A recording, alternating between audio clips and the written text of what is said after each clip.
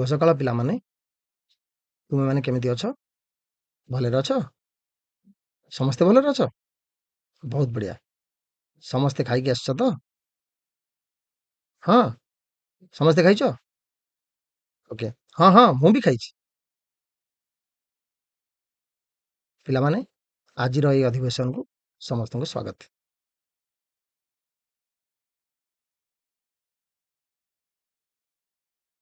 ପିଲାମାନେ, ଆଜି ଆମେ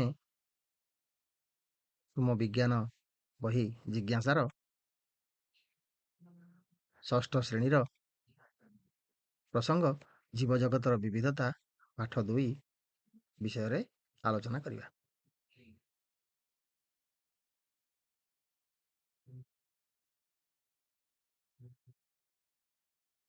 ଆଜିର ଶିକ୍ଷଣ ଉଦ୍ଦେଶ୍ୟ ଜୀବଜଗତର ପୂର୍ବ ଶୃଙ୍ଖଳାକୁ ବୁଝିବା ଆଉ ଆମ ପରିବେଶରେ ଥିବା ଉଦ୍ଭିଦମାନଙ୍କର ଶ୍ରେଣୀ ବିଭାଗର ପ୍ରକ୍ରିୟା ଜାଣିବା।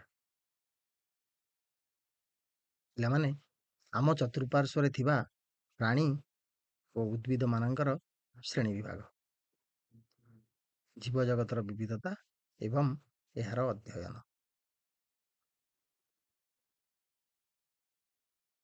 ପ୍ରକୃତିର ଏକ ଅଦ୍ଭୁତ ଦୃଶ୍ୟ ହେଉଛି ଆମ ପରିବେଶର ଜୈବ ବିବିଧତା। ଆମ ପରିବେଶରେ ବିଭିନ୍ନ ପ୍ରକାର ଉଦ୍ଭିଦ, ପ୍ରାଣୀ, କୀଟପତଙ୍ଗ, ମନୁଷ୍ୟ ସମସ୍ତେ ବସବାସ କରନ୍ତି। ଏକ ନିର୍ଦ୍ଦିଷ୍ଟ ସ୍ଥାନରେ ଦେଖାଯାଉଥିବା ପ୍ରାଣୀ ଓ ଉଦ୍ଭିଦର ବିବିଧତା ସେହି ଅଞ୍ଚଳର ଜୈବ ବିବିଧତାକୁ ବୁଝାଇଥାଏ।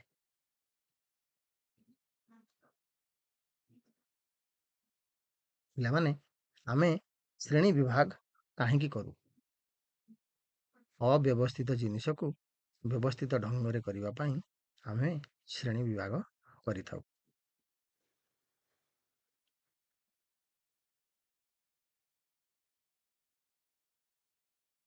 ଆମେ ଶ୍ରେଣୀ ବିଭାଗ ଉଦ୍ଭିଦ ପ୍ରାଣୀମାନଙ୍କ ମଧ୍ୟରେ ଥିବା ସମାନତା ପାର୍ଥକ୍ୟକୁ ବୁଝିବା ସହଯୋଗ ବୋଲି କରିଥାଉ। ଏତେ ବଡ଼ ଜୀବଜଗତର ଅଧ୍ୟୟନ କରିବା ନିର୍ଦ୍ଦିଷ୍ଟ ଏବଂ ସହଜ ହୋଇଥାଏ ବୋଲି ଆମେ ଶ୍ରେଣୀ ବିଭାଗ କରିଥାଉ।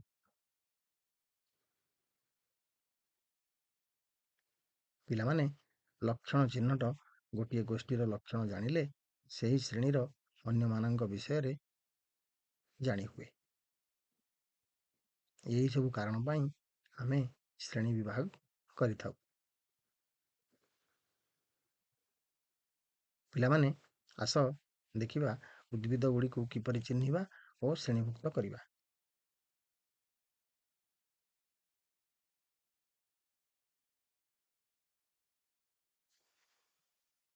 ପିଲାମାନେ, ଉଦ୍ଭିଦକୁ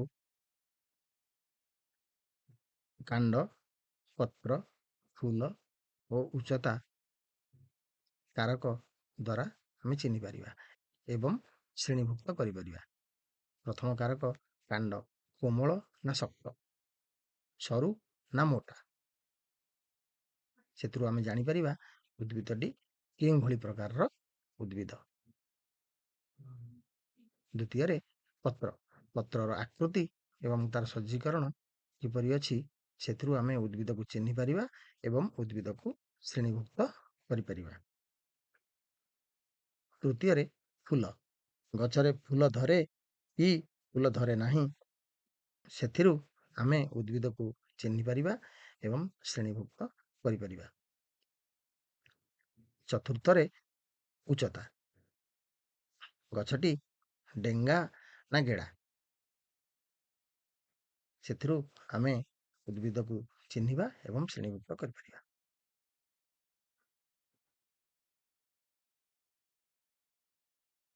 ଉଦ୍ଭିଦ ପର୍ଯ୍ୟବେକ୍ଷଣ ସାରଣୀ। ପିଲାମାନେ,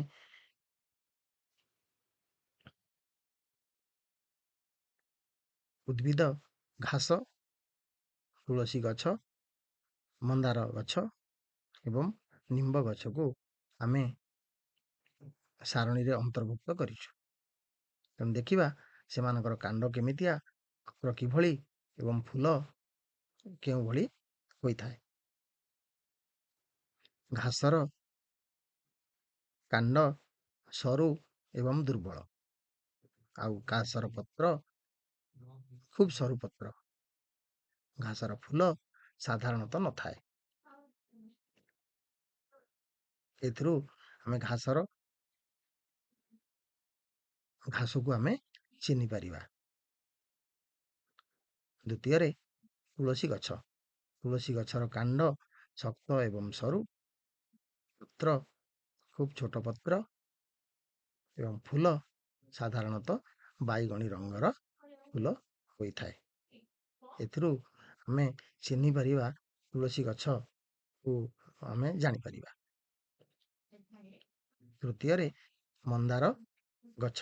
ମନ୍ଦାର ଗଛର କାଣ୍ଡ ଶକ୍ତ ହୋଇଥାଏ ଏବଂ ତାର କାଣ୍ଡ ସରୁ ମଧ୍ୟ ହୋଇଥାଏ, ଆଉ ପତ୍ର ସାମାନ୍ୟ ବଡ଼ ପତ୍ର ହୋଇଥାଏ, ଉପେକ୍ଷାକୃତ ବଡ଼ ପତ୍ର ହୋଇଥାଏ। ଫୁଲ ବିଭିନ୍ନ ରଙ୍ଗରେ ହୋଇଥାଏ। ମନ୍ଦାରର କେମିତି ଫୁଲ ତୁମେ ମାନେ ଜାଣିଛ ପିଲାମାନେ? ମନ୍ଦାର ଗଛର ଫୁଲ ନାଲି ରଙ୍ଗର ହୋଇଥାଏ। ମନ୍ଦାର ଫୁଲ ନାଲି ରଙ୍ଗର ହୋଇଥାଏ। ଆଉ କେଉଁ ରଙ୍ଗର ପିଲାମାନେ ତୁମେ ଦେଖିଛ? ହଁ, ଧଳା ରଙ୍ଗର। ଆଉ ନୀଳ ରଙ୍ଗର ବି ଦେଖିଛ। ବହୁତ ବଢିଆ। ଆଉ କୋଉ ରଙ୍ଗର ପିଲାମାନେ ତୁମେ ଦେଖିଛ?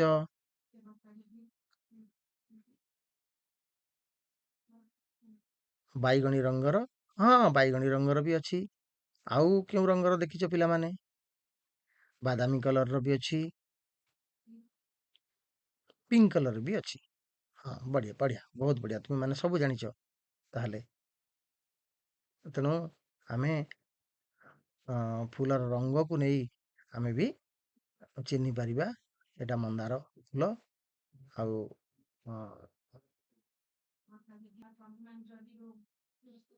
ମନ୍ଦାର ଗଛର କାଣ୍ଡ, ପତ୍ର ଏବଂ ଫୁଲର ବୈଶିଷ୍ଟ୍ୟକୁ ନେଇ ଆମେ ଚିହ୍ନି ପାରିବା ଏଟା ମନ୍ଦାର ଗଛ କି ନାହିଁ। ଜାଣିପାରିଲ ପିଲାମାନେ? ଏବେ ଆମେ ଯିବା ନିମ୍ବ ଗଛ ବିଷୟରେ ଜାଣିବା। ନିମ୍ବ ଗଛର କାଣ୍ଡ ହେଉଛି ମୋଟା, ଆଉ ତାର ପତ୍ର ଛୋଟ ପତ୍ର ଏବଂ ଫୁଲ ଛୋଟ ଏବଂ ଧଳା। ତେଣୁ ଏହି ସବୁ ବୈଶିଷ୍ଟ୍ୟ ନିମ୍ବ ଗଛର କାଣ୍ଡ, ପତ୍ର ଆଉ ଫୁଲର ବୈଶିଷ୍ଟ୍ୟକୁ ନେଇ ଆମେ ଚିହ୍ନି ପାରିବା ନିମ୍ବ ଗଛ କିଭଳି। ତେଣୁ ଆମେ ତାକୁ ଶ୍ରେଣୀ ବିଭାଗ ବି କରିପାରିବା।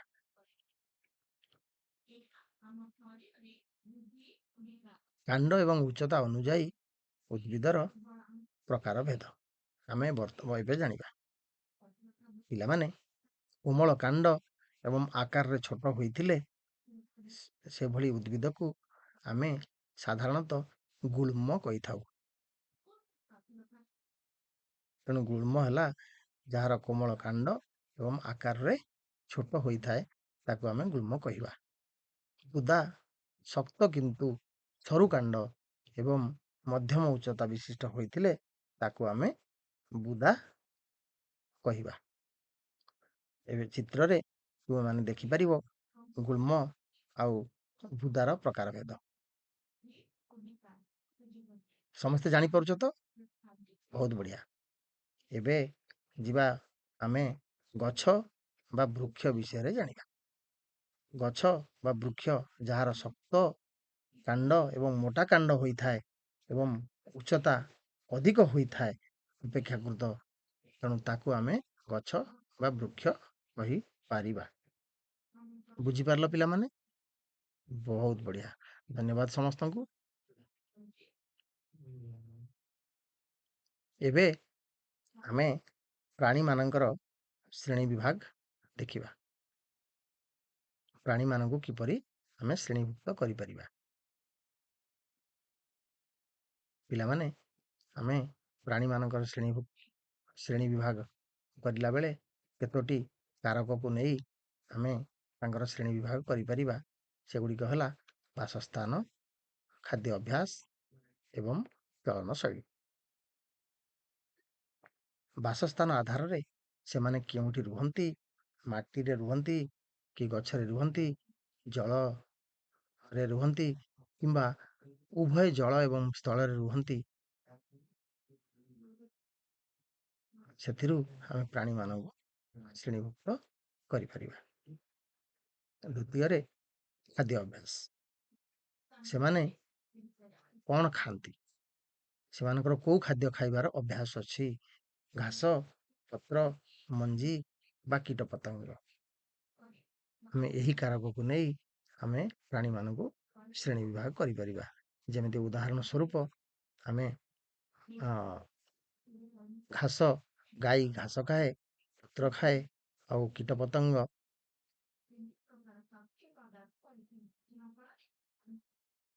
ଉଦାହରଣ ସ୍ୱରୂପ ଗାଈ ଘାସ ଖାଏ, ପତ୍ର ଖାଏ, ଆଉ ଆଉ ଚଢ଼େଇମାନେ, ପକ୍ଷୀମାନେ ବି ମଞ୍ଜି ଏବଂ କୀଟପତଙ୍ଗ ଖାଆନ୍ତି। ଆମେ ଏହି ଆଧାରରେ ତାର ଶ୍ରେଣୀ ବିଭାଗ କରିପାରିବା। ତୃତୀୟରେ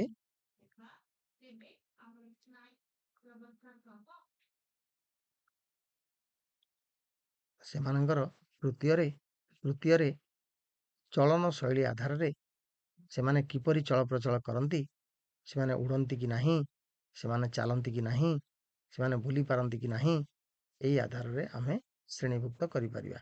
ଉଦାହରଣ ସ୍ୱରୂପ ଯେମିତି କାଉ ସାଧାରଣତଃ ଉଡ଼ିଥାଏ ଏବଂ ଚାଲି ବି ଥାଏ। ସେଇଭଳି ପାରା ଚାଲିଥାଏ ଏବଂ ଉଡ଼ିଥାଏ। ବଣି ସେଇଭଳି ଚାଲିଥାଏ ଏବଂ ଉଡ଼ିଥାଏ।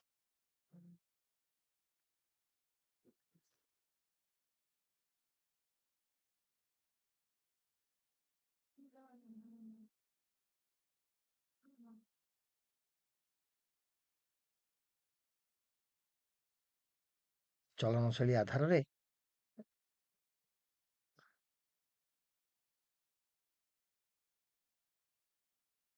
ଗାଈ ଯେମିତି ଚାଲିଥାଏ, ବୁଲି ବି ଥାଏ। ତେଣୁ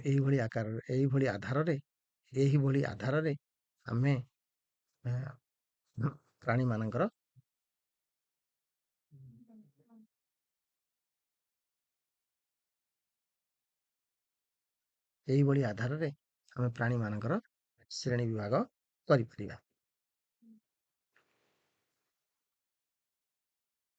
ପିଲାମାନେ ଏବେ ବିଭିନ୍ନ ପ୍ରାଣୀଙ୍କର ପର୍ଯ୍ୟବେକ୍ଷଣ କରିବା।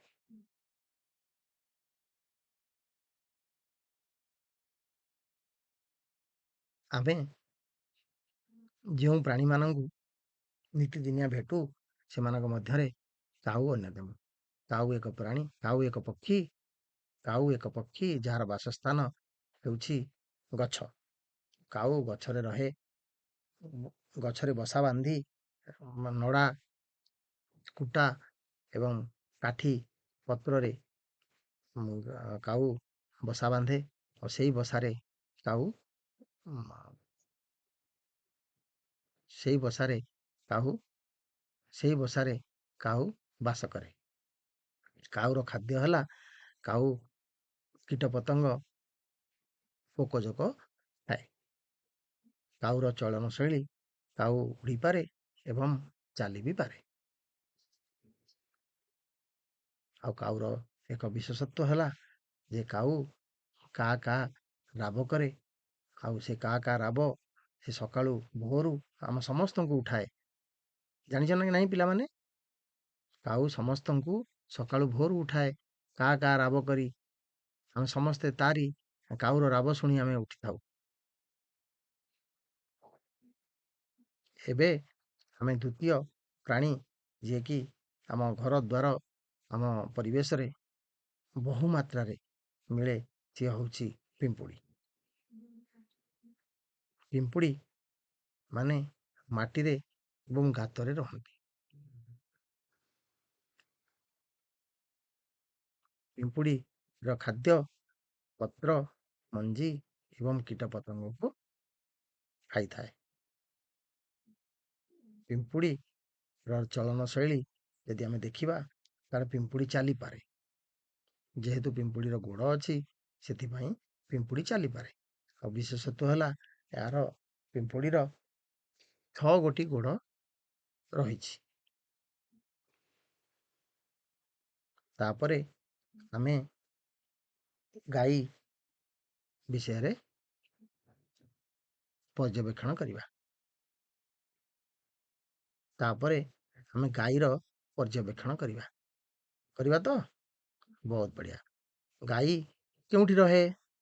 ଗାଈ ଆମ ଘରେ ରୁହେ, ସ୍ଥଳ ଭାଗରେ ରୁହେ, ଆଉ ଗାଈ ଗୁହାଳେ ରହେ। ଗାଈ ଗୁହାଳେ ରହେ। ଗାଈର ଖାଦ୍ୟ ହେଲା ଘାସ ଏବଂ ପତ୍ର ଖାଇଥାଏ। ଗାଈର ଚଳନ ଶୈଳୀ, ଗାଈ ଚାଲିପାରେ। ଆଉ ଗାଈର ବିଶେଷତ୍ୱ ହେଲା ଗାଈ ଏକ ବୃହତ୍କାୟ ପ୍ରାଣୀ ଏବଂ ଗାଈ କ୍ଷୀର ଦିଏ ଏବଂ ଗାଈ ଘାସ ଖାଏ। ଆଉ ଗାଈ ଏକ ଉପକାରୀ ପ୍ରାଣୀ ମଧ୍ୟ।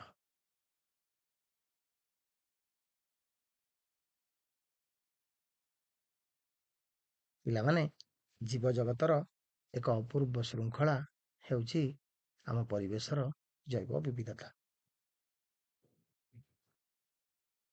ଏହି ଜୈବ ବିବିଧତାରେ ଆମର ଏହି ଜୈବ ବିବିଧତା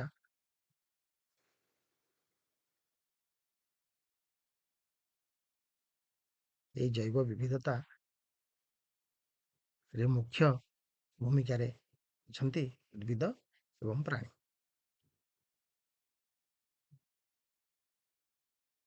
ଉଦ୍ଭିଦମାନଙ୍କୁ ଆମେ ବିଭିନ୍ନ ଶ୍ରେଣୀ ବିଭାଗ କଲେ, ଗୋଟେ ହେଲା ଗୁଳ୍ମ, ଯୋଉ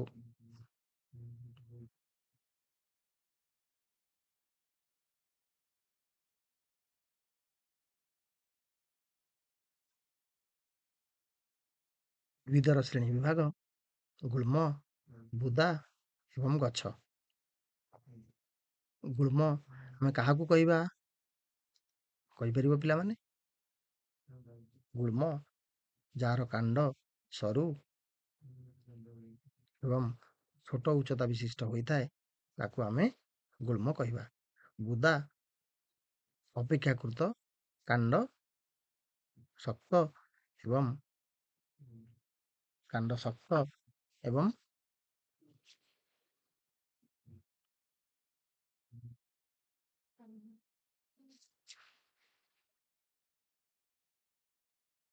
କମ୍ ଉଚ୍ଚତା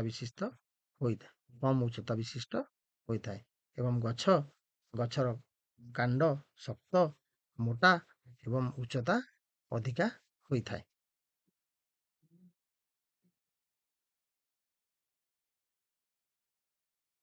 ଆଉ ଦ୍ୱିତୀୟରେ ପ୍ରାଣୀ ଜଗତ।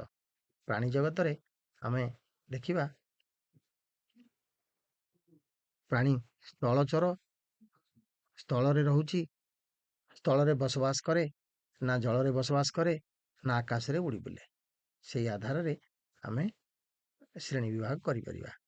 ତେଣୁ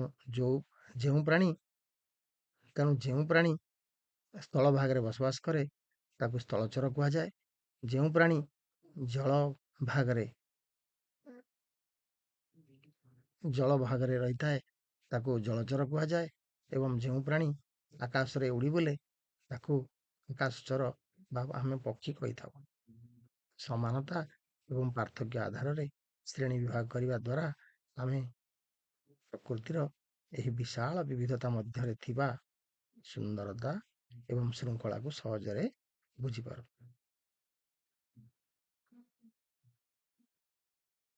ପିଲାମାନେ, ଏବେ ତୁମମାନଙ୍କ ପାଇଁ କିଛି ଅଭ୍ୟାସ କାର୍ଯ୍ୟ। ପ୍ରଥମ ପ୍ରଶ୍ନ ତୁମମାନଙ୍କ ପାଇଁ, ଉଦ୍ଭିଦ ମାନଙ୍କର ଶ୍ରେଣୀ ବିଭାଗ କଲାବେଳେ କେଉଁ କେଉଁ ସମ୍ଭାବ୍ୟ ମାନଦଣ୍ଡକୁ ଆମେ ବାଛିଥାଉ? କହିପାରିବ ପିଲାମାନେ? ଆମେ এই ବିଷୟରେ ଆଜି ଆଲୋଚନା ବି କରିଛେ। ବହୁତ ବଢ଼ିଆ। ଉଦ୍ଭିଦ ମାନଙ୍କର ଶ୍ରେଣୀ ବିଭାଗ କଲାବେଳେ କେଉଁ ଉଦ୍ଭିଦରେ ଫୁଲ ଧରେ, କେଉଁ ଉଦ୍ଭିଦରେ ଫୁଲ ଧରେ ନାହିଁ, କେଉଁ ଉଦ୍ଭିଦ ଶକ୍ତ, କେଉଁ ଉଦ୍ଭିଦ କୋମଳ କେଉଁ ଉଦ୍ଭିଦ କୋମଳ କାଣ୍ଡ ବିଶିଷ୍ଟ ଇତ୍ୟାଦି ସମ୍ଭାବ୍ୟ ମାନଦଣ୍ଡ ମାନଙ୍କୁ ଆମେ ବାଛିଥାଉ। ବୁଝିପାରିଲ ପିଲାମାନେ? Very good.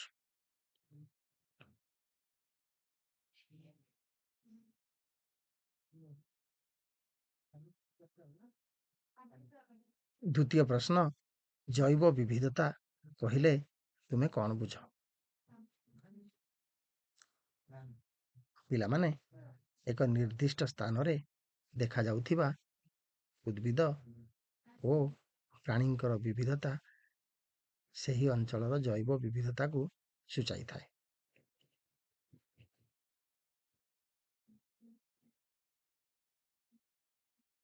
ଏବେ ତୁମମାନଙ୍କ ପାଇଁ ତୃତୀୟ ପ୍ରଶ୍ନ, ଚଳନ ଶୈଳୀ ଅନୁଯାୟୀ ଜୀବମାନଙ୍କ ମଧ୍ୟରେ ପରିଲକ୍ଷିତ ହେଉଥିବା ବିବିଧତା ସବୁ କ'ଣ କ'ଣ କହିପାରିବ? ବହୁତ ବଢ଼ିଆ। ଚଳନ ଶୈଳୀ ଅନୁଯାୟୀ ଜୀବମାନଙ୍କ ମଧ୍ୟରେ ପରିଲକ୍ଷିତ ହେଉଥିବା ବିବିଧତା ସବୁ ହେଲା, ଜୀବମାନେ, କିଛି ଜୀବ ଅଛନ୍ତି କେବଳ ଚାଲନ୍ତି, କିଛି ଜୀବ ଅଛନ୍ତି କେବଳ ଉଡ଼ନ୍ତି, ଆଉ କିଛି ଜୀବ ଅଛନ୍ତି ଯେଉଁମାନେ ଉଭୟ ଚାଲନ୍ତି ଏବଂ ଉଡ଼ନ୍ତି। ତାର ଉଦାହରଣ ତୁମେ ମାନେ କହିପାରିବ? କେବଳ ଚାଲନ୍ତି କେଉଁମାନେ? ଗାଈ, ମଇଁଷି, କୁକୁର, ବିଲୁଆ, ଏମାନେ କେବଳ ଚାଲନ୍ତି। କେବଳ ଉଡ଼ନ୍ତି ପକ୍ଷୀମାନେ କେବଳ ଉଡ଼ନ୍ତି। ସେଥିରେ ସବୁ ପକ୍ଷୀ ନୁହନ୍ତି। ଉଭୟ ଚାଲନ୍ତି ଏବଂ ଉଡ଼ନ୍ତି, କିଛି ପକ୍ଷୀ ଅଛନ୍ତି ଉଭୟ ଚାଲନ୍ତି ଏବଂ ଉଡ଼ନ୍ତି। ସେମାନଙ୍କ ମଧ୍ୟରୁ କାଉ, ପାରା, ବଣି ଇତ୍ୟାଦି ଅନ୍ୟତମ। ବୁଝିପାରିଲ ପିଲାମାନେ? ଏବେ ତୁମମାନଙ୍କ ପାଇଁ ଚତୁର୍ଥ ପ୍ରଶ୍ନ, ଶାକାହାରୀ କହିଲେ ତୁମମାନେ କ'ଣ ବୁଝ ଏବଂ ଗୋଟିଏ ଶାକାହାରୀ ପ୍ରାଣୀର ନାମ କୁହ। ପିଲାମାନେ, ଯେଉଁ ପ୍ରାଣୀ ଘାସ, ପତ୍ର ଆଦି ଭକ୍ଷଣ କରନ୍ତି ସେମାନଙ୍କୁ ଶାକାହାରୀ କୁହାଯାଏ। ଯେମିତିକି ଗାଈ ଗୋଟିଏ ଶାକାହାରୀ ପ୍ରାଣୀ ଅଟେ। ପ୍ରାଣୀମାନଙ୍କର ତୁମମାନଙ୍କ ପାଇଁ ଏବେ ପଞ୍ଚମ ଏବଂ ଅନ୍ତିମ ପ୍ରଶ୍ନ, ପ୍ରାଣୀମାନଙ୍କର ଶ୍ରେଣୀ ବିଭାଗ କଲାବେଳେ କେଉଁ କେଉଁ ମାନଦଣ୍ଡକୁ ବିଚାରକୁ ନିଆଯାଏ? ପିଲାମାନେ, ପ୍ରାଣୀମାନଙ୍କର ଶ୍ରେଣୀ ବିଭାଗ କଲାବେଳେ ସାଧାରଣତଃ ଆମେ ବାସସ୍ଥାନ, ଖାଦ୍ୟ ଅଭ୍ୟାସ ଆଉ ପ୍ରାଣୀମାନଙ୍କର ଚଳନ ଶୈଳୀ ଆଦି ମାନଦଣ୍ଡକୁ ବିଚାରକୁ ନେଇଥାଉ। ପିଲାମାନେ, ଆଜି ଆମେ ଜୀବଜଗତର ବିବିଧତା ବିଷୟରେ ବହୁତ କଥା ଜାଣିବାକୁ ପାଇଲେ। ଆଶା କରୁଛି ସମସ୍ତଙ୍କୁ ଏହି ଅଧିବେଶନଟି ଖୁବ୍ ଭଲ ଲାଗିଥିବ। ଏହି ଅଧିବେଶନକୁ ଆମେ ଏଇଠି ସମାପ୍ତ କରିବା। ପୁଣି ଦେଖା ହେବ ଆଉ ଗୋଟିଏ ମନଛୁଆଁ ଆଉ ଶିକ୍ଷଣୀୟ ଅଧିବେଶନରେ। ଧନ୍ୟବାଦ। ଖୁସିରେ ଶିଖିବା ସମସ୍ତଙ୍କର ଅଧିକାର। ନମସ୍କାର।